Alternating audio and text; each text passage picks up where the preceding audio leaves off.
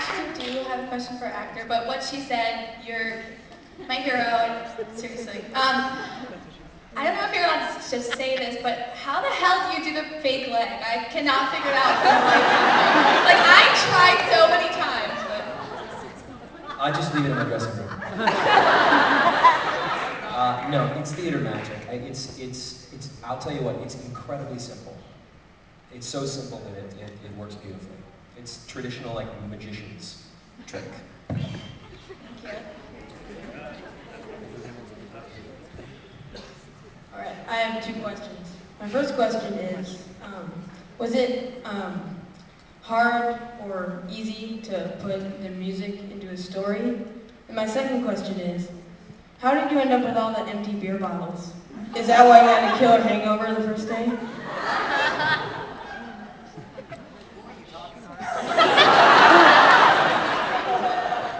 Anyone, particularly Billy and the director. I think that you said to put the what did you? Story. It was hard. By the way, Very hard. I forgot, it's my mom's birthday. I'm not going to So many birthdays. Yeah. So she's wonderful, and I think you should wish her happy birthday. All right. Thank you. Yeah, making that record was really hard. It was really difficult. It's not hard, you're not doing it right. So. And the beers we brought them from Vassar.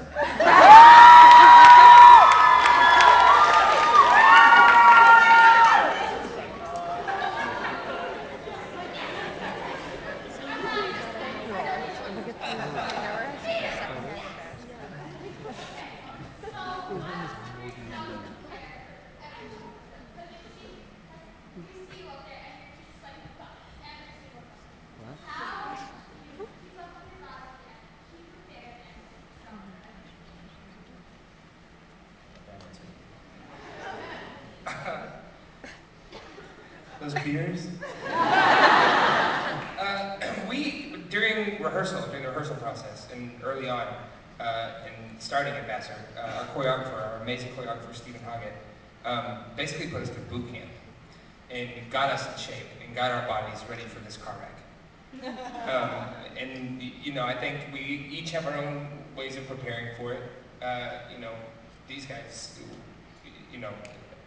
their emotional journey that they have to go through every night, and that's a different kind of preparation altogether.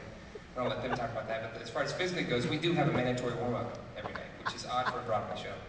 But we do, and it's actually kind of a great time, that company that Michael was talking about that we made at Vassar, it's so funny because we get here where we see each other every day, but without fail, the first 5 minutes of warm-up, I was like, hey man, how you been? God, it's been so long.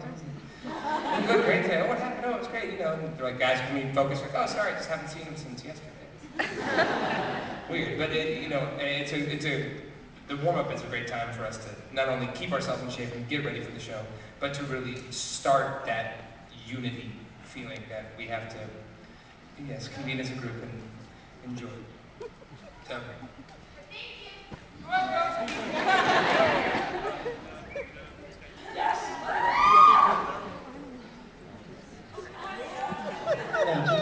A comment and two quick questions. That man, Billy Joe Armstrong, he inspired me to be in a punk band since I was 13 years old. And my girlfriend's in love with you. Michael Mayer, you stole that girl's Sharpie apparently, and No, I gave it to somebody. I'm sorry if I known you gave it. And a question for John.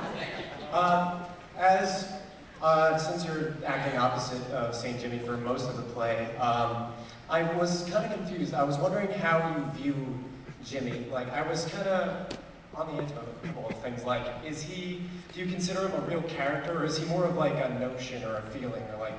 And I also heard another interpretation, like Jimmy's the drug. Or, I'm not sure.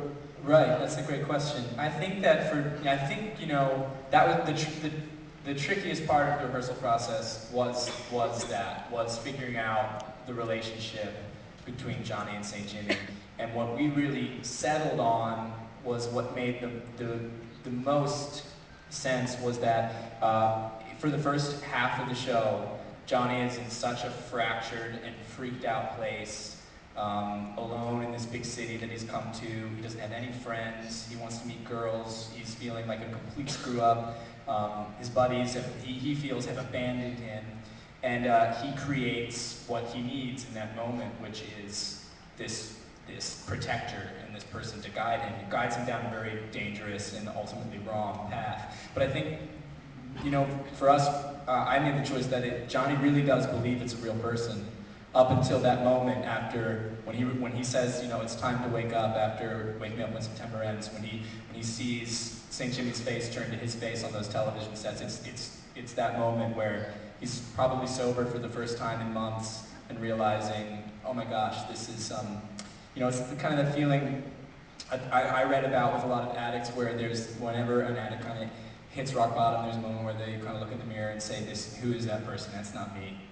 And how do I get back to where I was? And I think that's very much what that moment is where he looks in his mirror and sees St. Jimmy and says, wait a minute, that's not me. That's not me at all. And so yeah, that's the way that it works for us. That, you know, to believe the stakes of the show and everything, Johnny really needs to believe that this is a real person that's come into his life and is making him make these decisions.